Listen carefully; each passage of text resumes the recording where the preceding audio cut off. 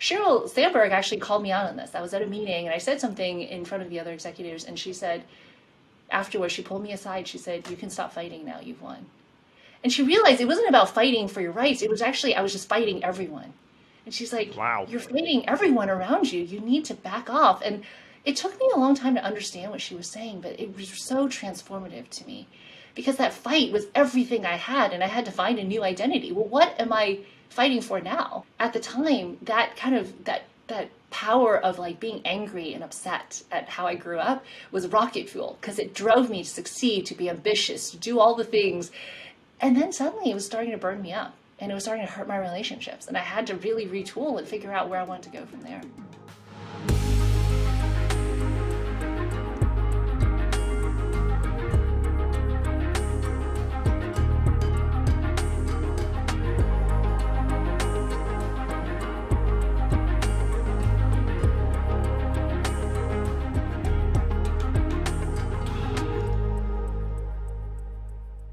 It is my pleasure to welcome to the podcast the CEO of Ancestry, which is a giant tech company we'll talk about, and the author of the important new book, Take Back Your Power, 10 New Rules for Women at Work, Deb Liu. Welcome, Deb. Thanks for inviting me. It's great to be here, Andrew. It's so great to be able to connect. So you are the CEO of a really significant company. I think at one point it was a public company. It might have gotten taken private. You might know it as Ancestry.com. I've seen it referred to as Ancestry, which is probably a little bit broader. What is Ancestry? You know, Ancestry is the world's leading genealogy company, but we also specialize in helping people tell their family histories and discover their family histories. So most people know us because you've either tried to build a family tree, or if you've actually done a DNA test. We're actually the world's largest consumer genomics company, hidden in a family history company as well. And so it is a way to show how the human race has been connected to each other in many ways we never imagined. Wow. So did you use it? When you showed up, did you like, oh, I better test it out? Well, you know, one of the things I did when I was interviewing for this role is I had done the DNA test, but I really wanted to build my family history, and I invited all my cousins. I built out, you know, what I had, and I started the family storytelling and actually uploaded all the photos that my cousins had collected over the years and started tagging them and telling the stories. And so it's been a great adventure. I think we still have more to do for minority communities, especially those whose parents are immigrants. But one of the things has just been really unfolding the story of our family one piece at a time. I confess I have not used it, in part because I think my family would be really boring. You know, my dad grew up on a farm in Taiwan, so it's like farmer, farmer, farmer is what I'm imagining. But I should definitely test it out. So you all must have changed a lot of lives. Do you have any particularly memorable or uplifting customer accounts? Yeah, I mean, we have so many great stories. I mean, we've helped people connect. There was one woman who found a book with her father's book from the Holocaust, and actually had the names of those Wow. who was there with him. And actually, she didn't know how to contact them, so she went on Ancestry and actually found them, contacted them, and actually did a reunion with the children and grandchildren who had been with her father. And so these are just the stories, a few of the stories of how people just use our service in different ways we never imagined, actually. And it's really exciting. I have never been to a dinner party where someone didn't tell me an amazing Ancestry story. And that's actually what attracted me to take this role. Well, so you had an incredible career arc leading up to it. You worked at PayPal, eBay, and then Facebook/Meta. So you must have been in very high demand. I mean, again, Ancestry was a really significant enterprise. Were there other roles you were considering? Like, what juncture was your career at when you took this role? You know, I had served 11 years at Facebook, now Meta, and I built a lot of things there. I worked on games and payments. I had built Facebook Marketplace. I built the first direct response ads product, as well as the advertising network. And I realized at some point, you know, is there another chapter for me here? And as I was looking, I actually talked to several companies about CEO roles. But there was something about Ancestry just felt right. It was something I really cared about, which was family history. My family is so important to me and still very close to everybody, despite the fact that we live all over the world. And so this company really spoke to me when I first started talking to them. And as I got deeper into it, I could just see the possibilities. And, since I've been there, the work that we've been doing is actually building Ancestry for All. Our product is really amazing. If you come from a European background, we still have work to do if you don't. And so, really building Ancestry for All. And also Me to We, it's really a solo research product when I first got here. And now really kind of building it so that people can actually share that with their families. Because, people tell me stories of how their mother will actually pull out their computer and turn it around so people can see their discoveries. And I said, we can bring that into the modern age and actually bring you onto the platform so you can see these discoveries real time. And so a lot of the work we've been doing has been just building a more communal, kind of family-oriented product than not just a solo activity. Well, you're an expert in building massive social products that reach millions and millions of people.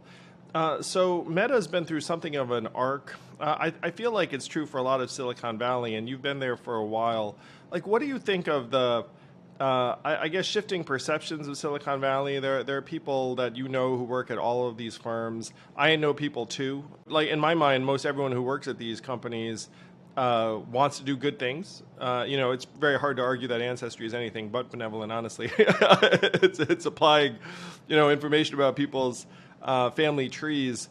But what is your sense of Silicon Valley's, I suppose, the place in the public consciousness over the last number of years? The one thing is everyone who's at these companies, like you said, really wants to build great things. I mean, I built Facebook Marketplace that connects over 1 billion people to buy and sell from each other because I just knew that there was a possibility that people can actually do community commerce and there's less waste in the world.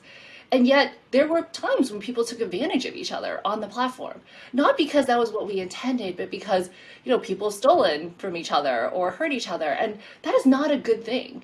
And there are frauds and scams and things that we need to keep in mind when we're building for so many people, because when you bring humanity together, there's good and there's bad. But, one of the things that's really important is that what are we trying to achieve and how do we actually ensure that the good is where we are focusing, but also that we're actually protecting people from things and harms that can happen as well. And so each of these choices we make is how much are you investing in making sure you have the great experience and yet at the same time protect from the negative experiences at the same time. It's not always easy though, because how do you know what those experiences are going to be? I mean, there was one experience on Facebook Marketplace where in one country, people started selling diplomas. And we thought, well, how is that even a thing? Diplomas in America, you call it school. But in one country, diplomas are actually kind of like driver's licenses. So it was like fake identification. And we had to decide, well, do we ban diplomas worldwide? Do we ban the word? And this seems to be an innocuous choice. And yet it was one country where this was a problem. And we had to make a decision for either that language, that country, for the world. And it was a micro choice that we had to make, but imagine that at 10,000, 100,000 of these decisions made by people who really, really want to do the right thing.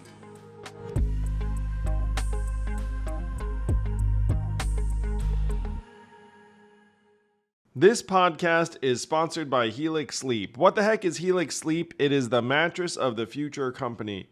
I have always been someone who valued my sleep. Figured, you're going to do it for 7, maybe even 8 hours. You wake up feeling refreshed and energized. What is that worth? Helix Sleep can help make that happen. Just take their sleep quiz and figure out what personalized mattress should be shipped straight to your door, and you have 100 days to return it. I don't recommend returning it after 99 days, but hey, who am I to say? Don't take my word for it. It's the #1 rated mattress from GQ and Wired. Can you imagine being the mattress tester? It's a job. Someone has it. Helix is offering 20% off all mattress orders and 2 free pillows for our listeners right now.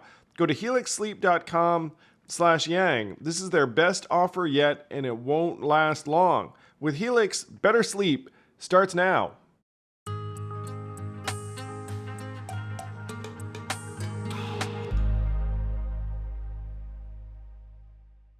Yeah, I mean, that's like a good illustration because it's something we would never think of. But then you imagine that extrapolated to hundreds of countries and different categories.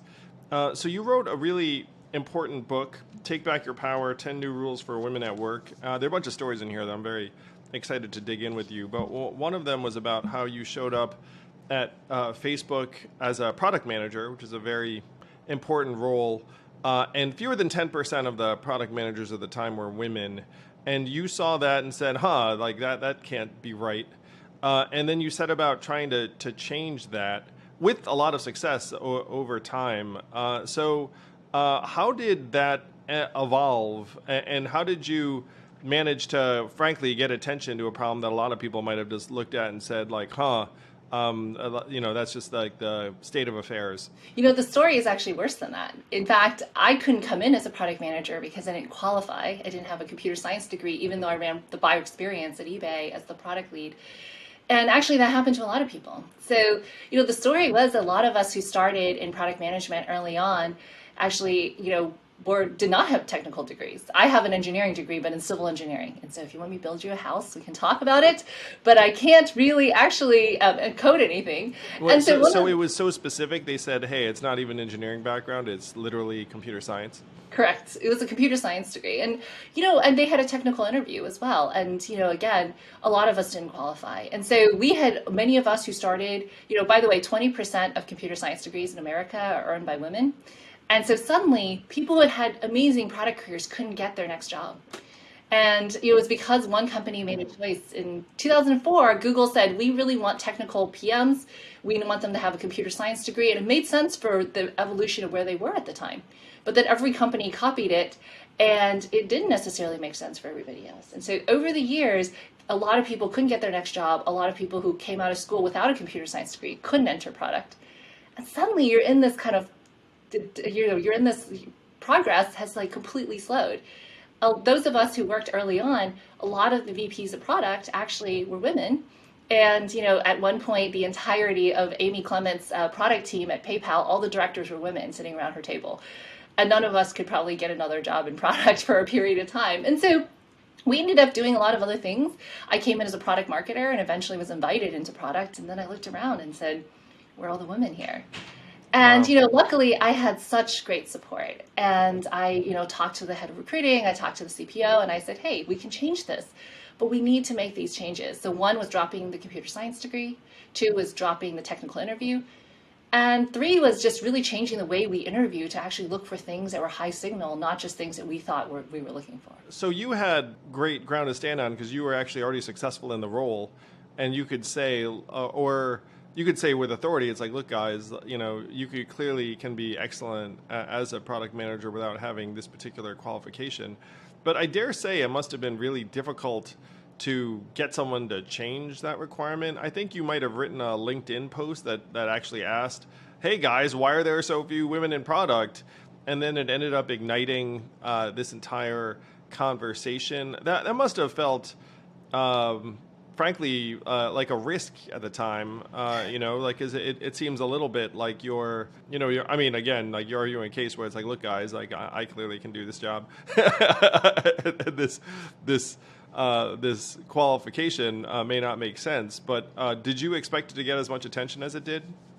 Well, what fascinated me was first, it took me 4 years to write the article. Wow. Because every time I thought about it, the bug was put in my ear by actually April Underwood, who at one point was the head of product for Slack. And, what she said was, I was technical enough to be a product manager for many years. And then suddenly I couldn't go into Google as a product manager. And we talked long and extensively about it.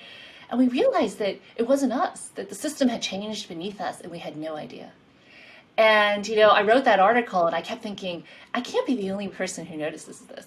I finally published it. And, I had the full support of Facebook to do it. We had been making changes over the years already when I was heading up product recruiting. But when I published it, the comments were incredible. So many people, especially women, said, you know what? I thought it was just me. I couldn't get my next job. I couldn't advance. I've left the industry or I've left the role because I couldn't make progress. But suddenly we realized it was a systemic choice that the industry had made. And the wrong choice in my mind. And, now a lot of companies have dropped the computer science requirement, and product managers are not worse, they're better, because now we can draw from so many different backgrounds. So many incredible product managers I work with don't come from a computer science background, and that's absolutely okay. I think of the product managers, when we did a survey at Women in Product, it was something like only 30% had either computer science or even a technical degree like engineering. which meant that 70% of the people in the audience who were active in the industry didn't qualify for their own jobs at one point. And I was thinking, that's such a tragedy. Yeah, you clearly need different perspectives to build products that work for everyone. And you have some stories in the book about how early on in Facebook you said, hey guys, you might want to have a status called expecting for when you're pregnant. And then the people looked at you like, why on earth would anyone want to do that? And then years later they were like, oh yeah, that was a pretty good call by you. Yeah, I think we just need to bring more diversity to the table. And at the time when I joined the company, I had two kids. I had a newborn and a toddler. And so I just saw the world really differently, right? I was the only mom PM for many, many years. And, I could see such opportunity for Facebook to be so powerful for moms because I could see that world. I asked the product manager, well, what do you do when you find out you're expecting? You want to announce it to your friends. And he's like, Sure. what? And he said, you post a picture of the ultrasound. And he's like, why would you do that? And then later he had kids and he's like, I get it now. And the point is, it's not because he's not brilliant. It's because he just didn't have that life experience and it was just a diverse life experience that I had had. And the same thing with Facebook Marketplace. I kept telling people I buy and sell a ton of stuff on Facebook. And they're like, why would anyone want to buy anything here? But I was in part of all these mom groups where we traded things because you have so much stuff when you have kids and you just keep recycling things. And, I'm like, how many bicycles can you really put in your garage before you run out of space? And so one of the things I did was I bought quite a few, by the way. I actually have a whole plan around that, which is you buy a bicycle, the kids use it, when they outgrow it, you sell it back on Marketplace. It's like rental. It's a good plan. It's a great plan, and you don't have to store all of it. And so I had done this for years, and I realized that other people couldn't see it because they didn't have kids at the time. And now that once people had kids, they understood what I was talking about. But this is why diversity matters, because you can see the world from different perspectives and build products that are more inclusive for people who might not already be at the company.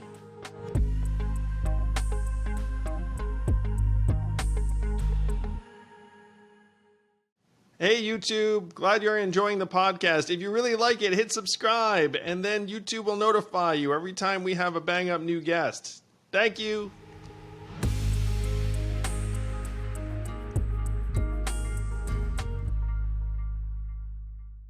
You write about being an introvert growing up, child of immigrants. I could relate to both of those things for sure. And then you talk about how you took a class at Stanford Business School that really changed your mindset. I actually interviewed Jeff Pfeffer, whom I met through you, who's the Stanford professor.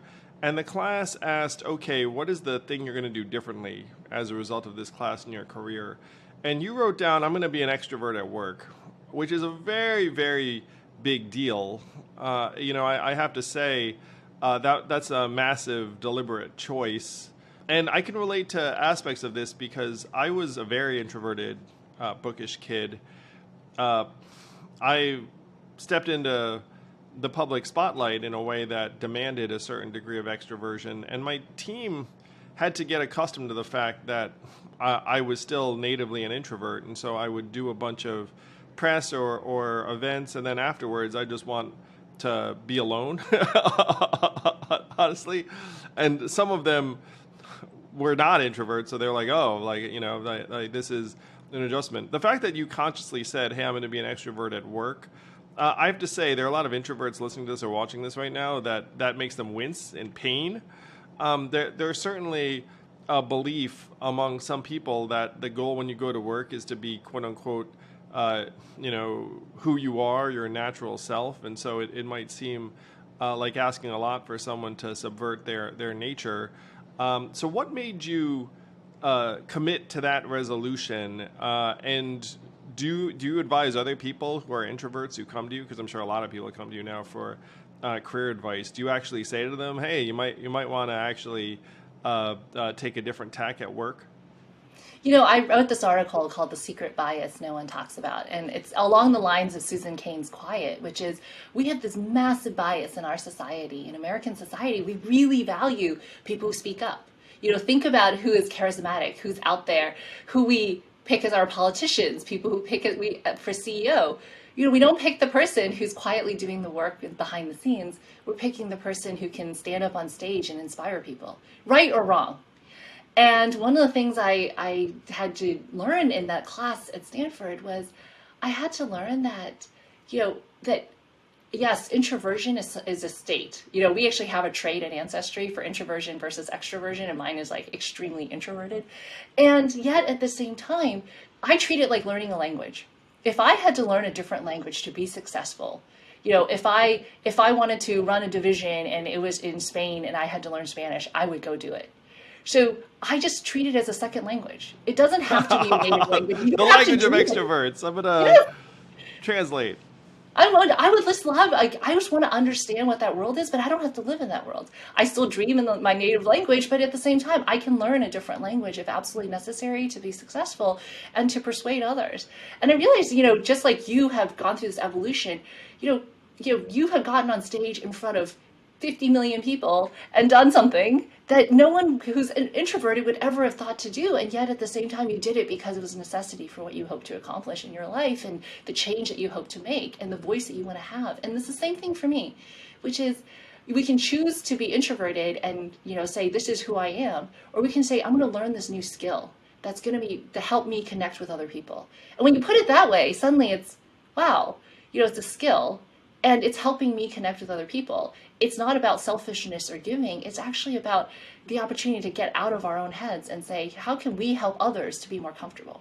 Yeah, it's very powerful and personal. But I have to say, the facts are the facts. And your book has some data. Jeff Pfeffer's book certainly has a ton of data about the fact that certain behaviors do help you make connections with folks who can help advance your careers.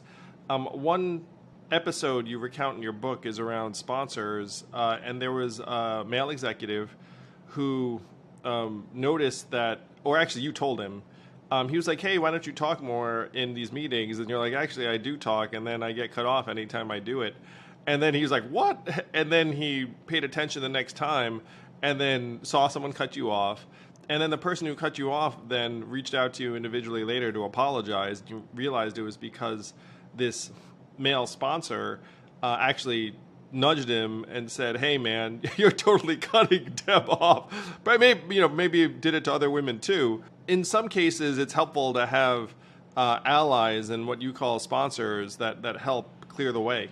Yeah, first of all, we talk about mentors and sponsors. Mentors give you advice and sponsors open doors, and they're the ones who take action.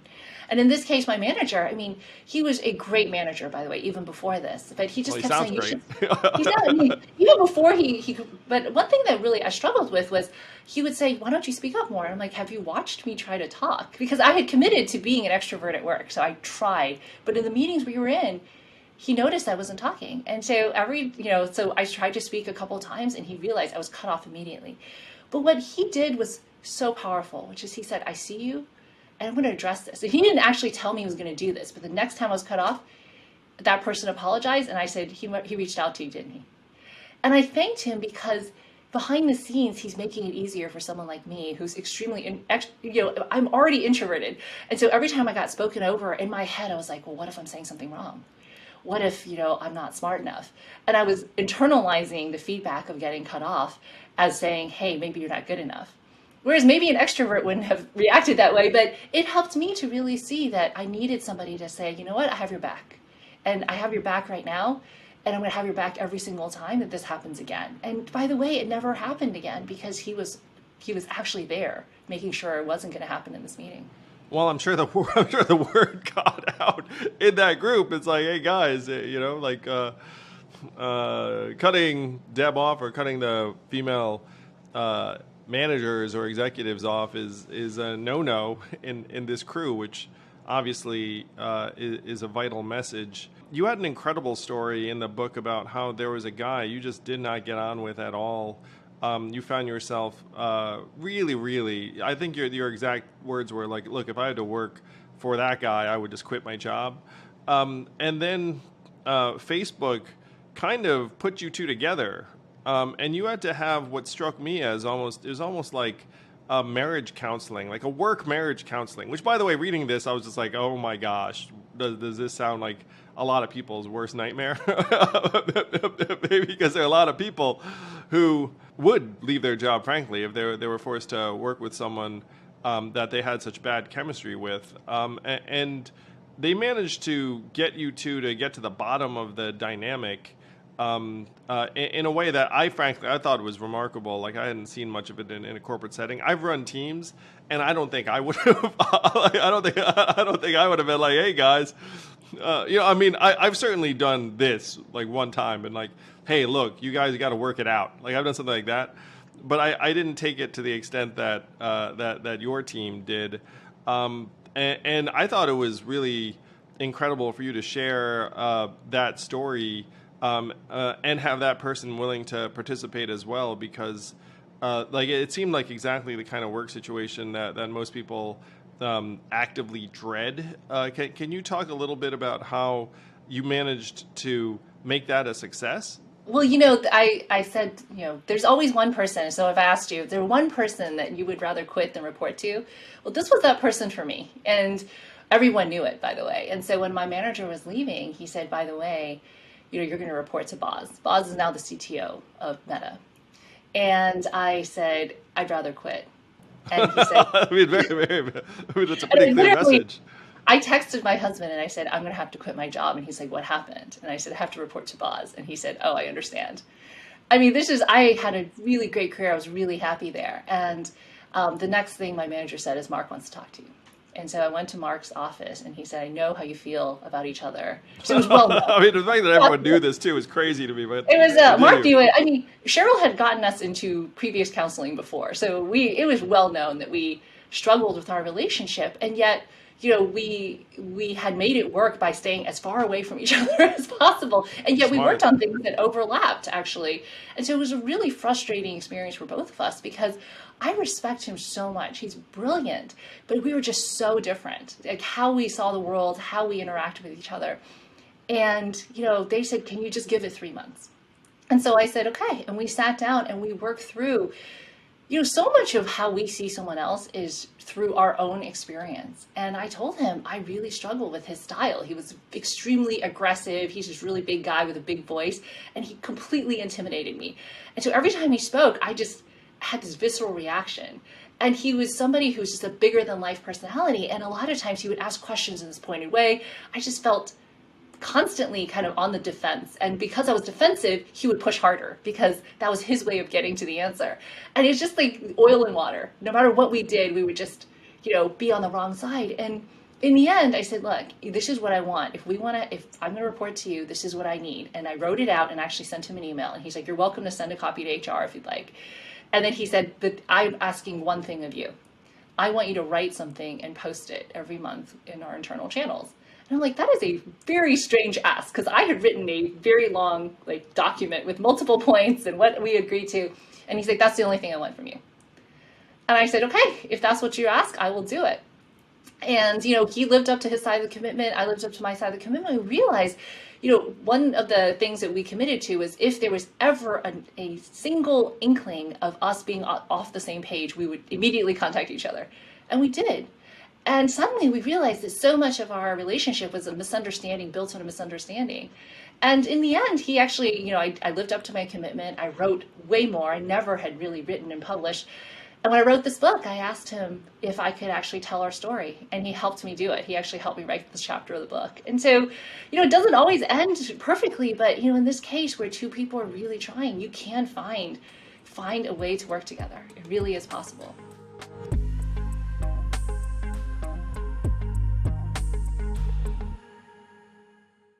We are living in the era of big tech, AI, ChatGPT, generative tools, and these big tech companies have made it a habit to pick up everything we are doing online. Why should they get our data and we're left out in the cold? It's reasons like this that I use ExpressVPN to hide my unique IP address to make it harder for big tech to track me and my identity and activity and encrypt all of my online comings and goings. And it's not like you have to be a tech whiz to use ExpressVPN. Literally just tap one button on your phone or computer to activate it. You don't want your family to be vulnerable, and one subscription to ExpressVPN covers me, my wife, and my kids on up to 5 devices. So stop letting big tech leech on your data freely. Use my link, expressvpn.com/yang right now, and you can get 3 extra months free. That's expressvpn.com/yang to get protected with a VPN rated #1 by CNET, TechRadar, and most importantly me, expressvpn.com/yang.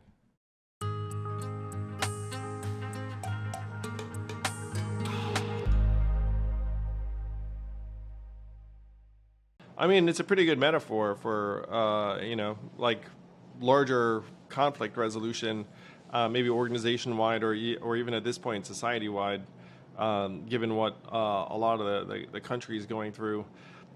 So you write about being Christian in the book in a way that I think is unusual for what some might think of as a business book. You certainly get very personal in the book. You talk about your marriage to Dave, who seems like a phenomenally supportive partner. You guys have traded off in terms of responsibilities around the family over the last number of years. I have friends who are Christian in tech. A couple of them have told me stories where I'm like, whoa, that doesn't seem cool. Where I guess they're like assumptions that people make about Christians. Have you had any experiences in that direction? I think you were even the head of a Christian professional group at Facebook. You know, actually, people have been so gracious. And part of it, I wear a cross. And, people will come up to me and share with me their thoughts. And sometimes it's hard to hear. I mean, people have been hurt by the church. And there have been many people who have been hurt by religion at various points in their lives. And I share this quote with fellow Christians, which is, Gandhi said, "I would be Christian, but for the fact that I've met Christians." And, we are in imperfect faith, and there are a lot of imperfect people who are still figuring out their way. And so, but so many people have been so gracious to open the door to a conversation and share that hurt with me and to say, I don't understand. Can you help me? And I have, sat down and said, hey, I hear you and I hear the pain that you've experienced and let's talk about it. But, very few people have ever broad brushed. I mean, there have been people who are surprised, though. They say, but you're so reasonable. And I'm like, I think you just made this assumption that I would not be reasonable, but let's talk. And I think it's how we approach this. When you approach it in the spirit of relationship, in the spirit of care, people are open to having the conversation and hearing, different perspectives. But I think when we say, well, you know what, it's you either believe it or you don't. That is not how we look at the world. So how I see what I believe is that other people are open to having the conversation. Why am I not open to having the conversation around what I believe as well? And so, not everyone has to believe exactly the same thing, but I wish that we open the door to hearing where we each came from, because that's how we journey through life together. Well, it's a beautiful message. And one of the most important messages in your book, I thought, was this message of forgiveness. You don't hear a lot about forgiveness in business or politics. It is a deeply Christian idea. And you write about forgiving yourself in a way that I also thought was very powerful. You seem to have a bit of I don't think this is, like out of turn given the book, but you seem to have a bit of a chip on your shoulder in part because you grew up one of the lone immigrant families in South Carolina in a context where you were very acutely aware of your identity. And this is something that I also can relate to growing up in upstate New York in the 70s as one of the lone Asian families. I had a lot of teasing and some fights. Kids are generally pretty quick to point out differences with other kids. And you write about having to forgive yourself and then also forgiving others and having that actually as something that helped fuel your ability to make positive things happen in the world. Yeah, I do think that we don't talk about forgiveness in the workplace or of ourselves nearly enough. I mean, for me, I absolutely had a chip on my shoulder. I grew up in a place where people would come up to my parents, adults, not even kids. You'd go back to where you came from. And in my mind, I would think New York, because I'm from New York. I grew up in Queens. And I just remember thinking, how could people actually say that to someone else that they don't even know? And yet, I spent my whole childhood being othered, being that person who ate strange food and, didn't quite fit in and was always, no matter where I went, people would just ask questions about, that felt really intrusive. And I really struggled with the bullying and all of those things. And yet I realized that for me, I just protected myself, right? I built a hard shell. If I was just really quiet and I had a hard shell and nobody could penetrate, then I would win. And I realized that when you kind of protect yourself by building this wall, it becomes impenetrable for you to exit either also. And so I had to really work through that. And Sheryl Sandberg actually called me out on this. I was at a meeting and I said something in front of the other executives, and she said, afterwards, she pulled me aside. She said, "You can stop fighting now. You've won." And she realized it wasn't about fighting for your rights. It was actually, I was just fighting everyone. And she's like, Wow. "You're fighting everyone around you. You need to back off." And it took me a long time to understand what she was saying, but it was so transformative to me because that fight was everything I had, and I had to find a new identity. Well, what am I fighting for now? And so I had to really find a lot of grace in that. And I have over the years, but at the time, that kind of that power of like being angry and upset at how I grew up was rocket fuel, because it drove me to succeed, to be ambitious, to do all the things. And then suddenly it was starting to burn me up, and it was starting to hurt my relationships. And I had to really retool and figure out where I wanted to go from there.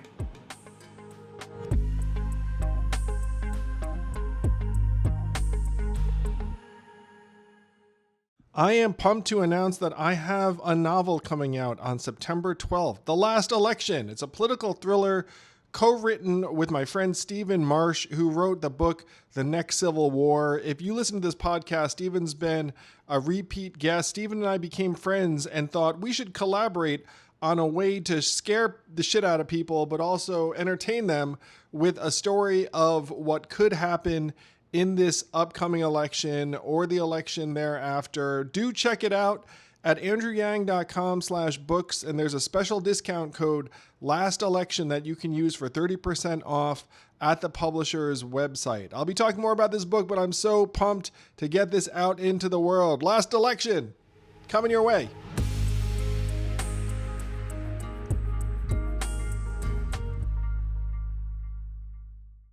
Yeah, you write about getting down on yourself for being an imperfect parent. By the way, I mean, we're both parents, so like you screw up every, few days probably in some form. Geez, my kids would say every hour.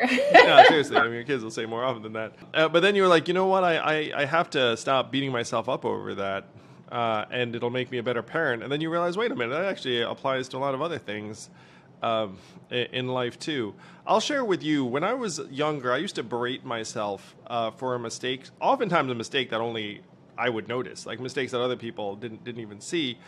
And being able to let that sort of thing go became necessary for me to be able to put myself out there and do certain things, because you're going to screw up all the time in that context. And if you're an introvert, I think a lot of introverts are naturally kind of hard on themselves that way.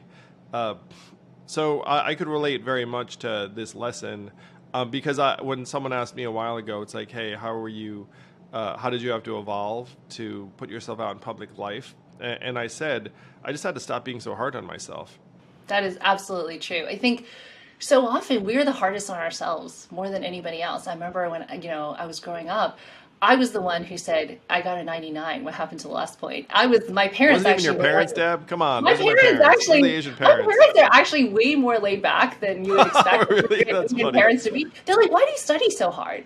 But I had this internal drive to.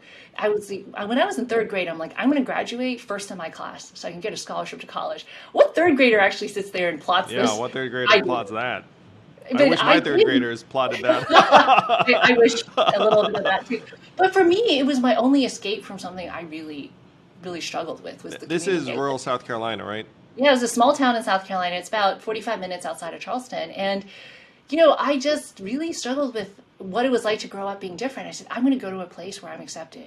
But in order to get there, I had to get to college. My parents could only help me so much. So I'm like, I'm going to graduate number one. I'm going to go to college. I'm going to get a scholarship and I'm never going to come back here. And so much of that is that rocket fuel I talked about, right? That drive to like break through every barrier. And that helped me until it no longer helps me. So I was a perfectionist and an introvert, which is, maybe two things that are too much compatible in some ways. And so I had to really let go of that, because in parenting in particular, there is no perfect.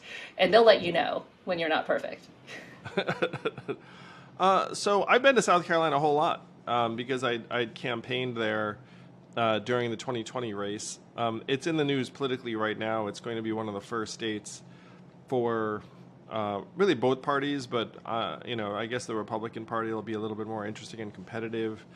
Nikki Haley is going to run for. Oh, she's already out there in South Carolina. Tim Scott's going to declare in a minute, and a lot of the rest of the country maybe might have a certain sense of South Carolina from the outside looking in. Do you still have ties to the state, and what do you think about?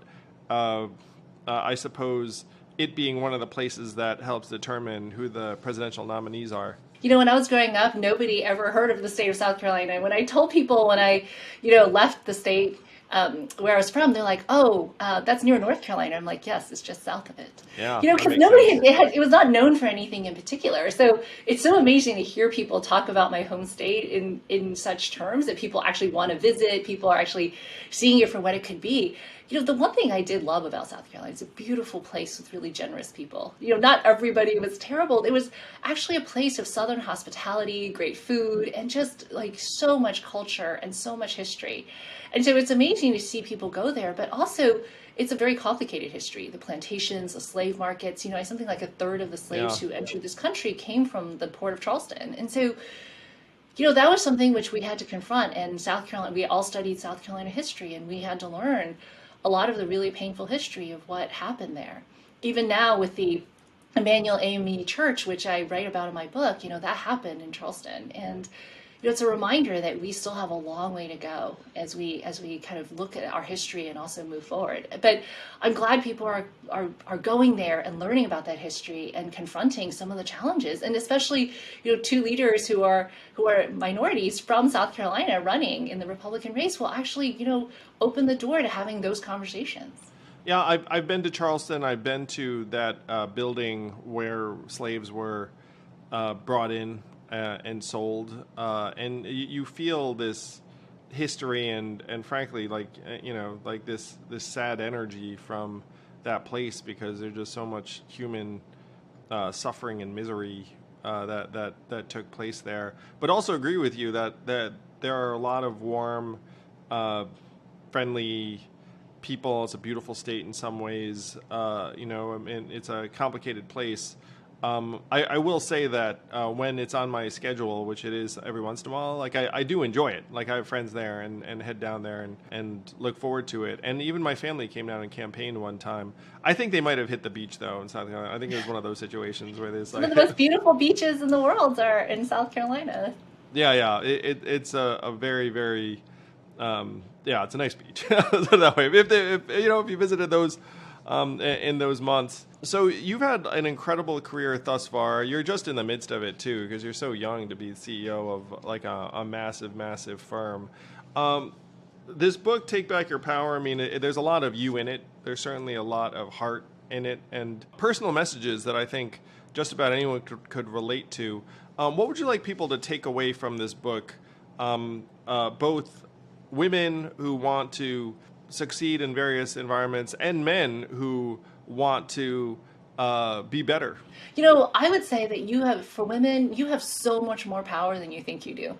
I talk about, yes, do you have less power in certain circumstances? Absolutely. But you have so much more power than you imagine every single day. And so if you just took those opportunities, if you showed up when you're in meetings, if you really just speak up when you feel like you need to, those are just moments that you can take back your power. And so I wrote this because I was that person who needed this book the most over the last 20 years. And I wrote it for all the things that I wish I had been told when I left school and I went out into the workplace. And I think for men, incredible allies are how people succeed. And if you can be an incredible ally, a great husband, I am only where I am. I used the quote from Cheryl in the beginning of the chapter about marriage and partnership. And I said, you know, the most important career decision you make is who you marry. And that has been absolutely true for me. David has been, you know, I would not be here but Same. for the fact that yes, Evelyn is in, you know, the wind beneath your wings, as they say. Like, it really is the person who is carrying you forward invisibly. And I say that, it's kind of cheesy, but I say that because it is that invisible support that we all need to succeed in our workplace and in life. And I feel like we underestimate how important that is. Well, you're a remarkable role model and example for other people to emulate, really, personally and professionally. I mean, I've met your family, and they're freaking happy and prosperous, and you have this phenomenal organization that you're the head of. I can't believe you've already accomplished so much, and you're still just in the midst of it. Just you know, like, and I was going to say just starting out, but you're sort of in the middle, I suppose. Take back your power, 10 new rules for women at work. Deb, so excited for you and your message and your progress, and can't wait to see what you do next. Thank you so much, Angie.